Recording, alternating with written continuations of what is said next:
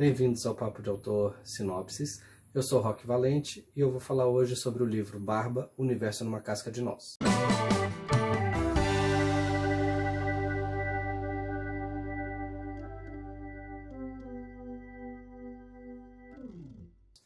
Ele é do Valdir L. Santos, tem 109 páginas, o que dá uma média de 2 horas e 9 minutos de leitura.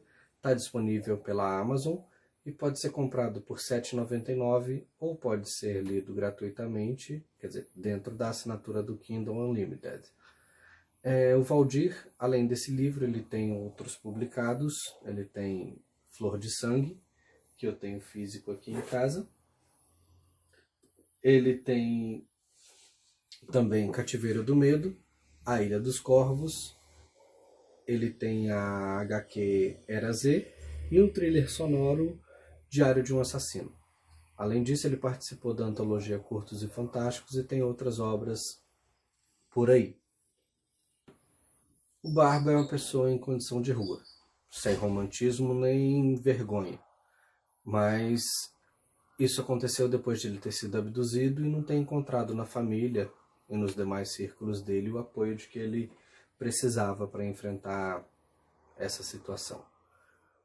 Estando em situação de rua, ele convive com a marginalidade, ele convive com o descaso social e outros dilemas que a gente acaba percebendo ao longo do livro.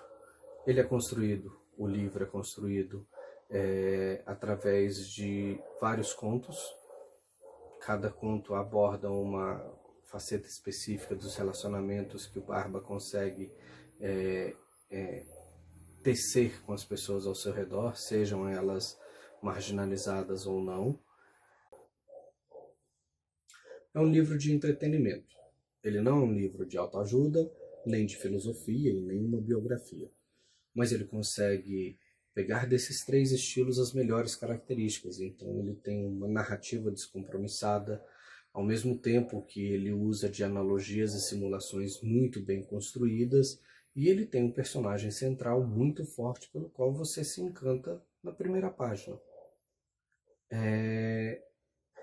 O livro é composto de vários contos, todos eles independentes, então se você quiser ler fora de ordem, ou se você quiser ter um preferidinho para ler e reler, e ler de novo, e ler mais uma vez, você vai acabar encontrando um conto assim, mas eles são mais focados nas relações do que na personalidade do Barba. Como diria Jean-Paul Sartre, o importante não é o que é feito de nós, mas o que nós fazemos com o que fazem de nós. E é bem isso. Você acaba vendo que o Barba é uma pessoa sólida o suficiente para não deixar que as desgraças que aconteceram na vida dele afetem quem ele realmente é. Tá? Se dá para falar um ponto crítico do livro, seria o fato de ele ter gatilhos. Tem 2 contos, na minha opinião, que se você tem algum problema com retratação de violência ou de crueldade com animais, você tem que tomar um pouco de cuidado. E se for o caso, pedir alguém da sua confiança para ler. Seria o conto Banguelo e o Futuro Incerto. Tá? São 2 contos que, se você tem problema com essas situações em específico, é bom você pedir outra pessoa para dar uma olhadinha antes, ou terminar de ler o livro e voltar neles para ver como é que você se sente. Tá? Eu já fiz isso em alguns livros e acaba que é aconselhável pedir outra pessoa para dar uma olhada e falar assim, você acha que isso vai me incomodar mais do que o normal, ou isso daqui dá para passar. É sempre bom ter alguém de confiança para você fazer isso. Fora esses 2 contos, e mesmo com esses 2 contos, eu acho eles maravilhosos também, mas o livro se paga. O que você chora nele, você ri nele. O que você ri nele, você pensa sobre ele. Então ele é um livro muito bem amarrado nessa questão emocional. Dá para tirar algumas lições do livro, tá? Tanto enquanto leitor, quanto enquanto escritor iniciante. Tá? em todas as trocas que o Barba faz, em todas as relações que ele estabelece, tem uma coisa que a gente acaba por ser obrigado a perguntar, que é qual tipo de sociedade que a gente está criando, que a gente está vivendo, que cada vez mais pessoas preferem uma vida à margem dela do que viver sujeito aos seus horrores. A gente tem um contrato social, a gente levanta, vai trabalhar, bate ponto, compra coisa, pega Uber, pede iFood ou não, mas quanta gente está à margem e quanta gente prefere não assinar esse contrato? Quais são as crueldades por trás desse contrato? Qual é a fatura que essas pessoas estão sendo obrigadas a pagar com a sua dignidade e coisa do tipo? Porque o Barba, ele é um retrato da vida na rua. Pode não ser o retrato mais fiel, mas ele é um retrato. E, assim, a distância entre a realidade interna dele, com a questão das abduções, com a questão dos comportamentos alienígenas e a realidade social com a qual ele acaba convivendo, coloca essa pedra quente no nosso estômago, de você virar e falar, afinal de contas, quem que é o marginal nessa história? Quem que é o miserável? Miserável é uma pessoa que tem um cachorro por companhia? Ou miserável é uma pessoa que depende da opinião de milhares de outras para ter seu ganha-pão? Quem é que está mendigando numa situação dessa? Quem dorme ao relento ou quem dorme num lar cheio de ódio? Então, assim, até como o Vitor Hugo e o Frejá falaram, dinheiro é bom, mas certifique-se sempre quem é dono de quem. Acaba que você percebe que o Barba é o mais livre dos personagens que tem ali.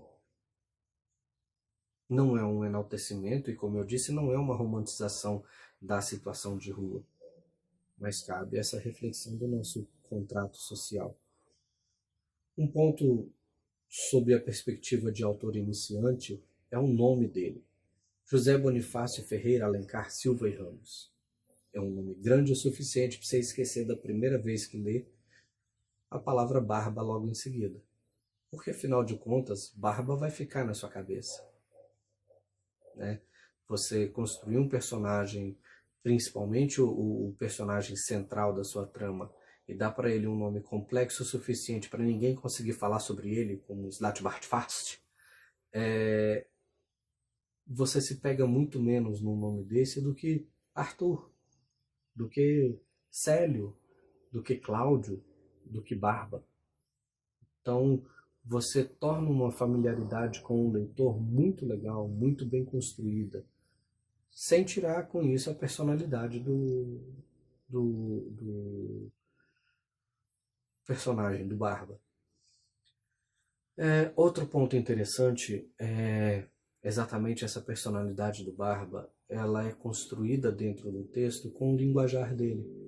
Ele é uma pessoa culta, ele é uma pessoa de uma certa erudição, mas ele não se rende a isso. Ele sabe que a erudição dele teria que servir a um propósito, teria que servir à vida humana. E ele não se conforma com isso, e ele rompeu com esses laços, mas ele não abandonou por isso a sua identidade. Então a forma erudita dele falar, é a forma erudita de ele, às vezes, usando, por exemplo, citação de livro para questionar ou criticar um outro personagem, acaba construindo uma consistência dele que ficou muito legal, que ficou muito divertida. Agora, a minha percepção do livro com spoiler. Se você quiser dar uma paradinha, se você quiser ir lá, correr, ler o livro, depois voltar e comparar as notas, também vai ficar legal, tá? O livro tem um questionamento principal, o livro tem um questionamento final e o livro trata dessa volatilidade das relações humanas. Quão rápido as relações humanas simplesmente se dissipam, quão rápido as relações humanas deixam de existir. E isso para o Barba é uma coisa muito dolorosa. Então, cabe essa reflexão. Quão verdadeiros são os laços que a gente cria com família, com colegas de trabalho, com vizinhos? Quanto desses laços são reais? Quanto disso ressalta o que tem de bom em nós? E até mais importante do que isso, do que a gente abre mão para estabelecer essas relações? A gente abre mão de tempo, de opiniões, ok, mas e quando a gente abre mão de crenças, de valores ou da nossa identidade? Quanto de nós deixamos de revelar, quanto da nossa identidade a gente esconde para preservar relações que não são recíprocas ou que não são livres de preconceito? Nós temos realmente alicerces nessas relações ou isso é só mais uma demão de tinta cobrindo a nossa sociedade? De todos os contos, eu elegi como favoritos o Vida Sofri, por causa da quebra de quarta parede. Eu gostei muito da forma como ele construiu. Essa coisa de você tem controle sobre a história, não, você é um relator do que está acontecendo, você veio só retratar e a história foge à mão do escritor, e muitas vezes isso acontece, tá? Muitas vezes, enquanto você está escrevendo, a coisa escapa da sua mão, e você sabe que se você caminhasse para onde você queria, você perde um pedaço da história que já está ali. O Victor com C, eu gostei demais também. É um conto triste, mas ele mostra os dois lados, tanto o ódio e vamos falar assim, a crueldade que pode ter dentro de nós, quanto a aceitação e o amor. O Velório me toca bastante, mas por uma questão bem pessoal. Eu vivo longe dos meus irmãos, da minha família, e às vezes eu me pego perguntando se qualquer amigo meu me descrevesse para eles, ou escrevesse sobre mim na internet sem falar meu nome, será que a minha família reconheceria? Será que o rock de todo dia não é um completo estranho para eles? O conto Indiferença também me toca bastante. Tem línguas universais no mundo. A arte, a fé, a esperança. E uma língua que, como diz o Agostinho de Hipona, é falada por todos os seres humanos, é o sofrimento.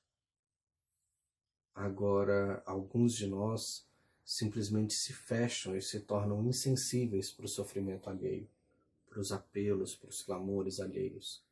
Isso é uma coisa que me dói bastante, é uma coisa que doeu também no Barba, sabe? Eu me identifiquei bastante com esses.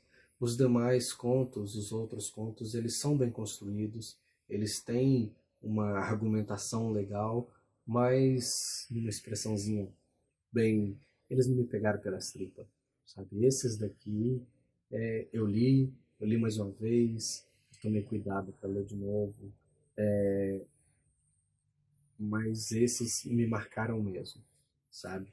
Agora, a pergunta final, que vai te ficar até mesmo depois do conto final, o conto Bruno, e você?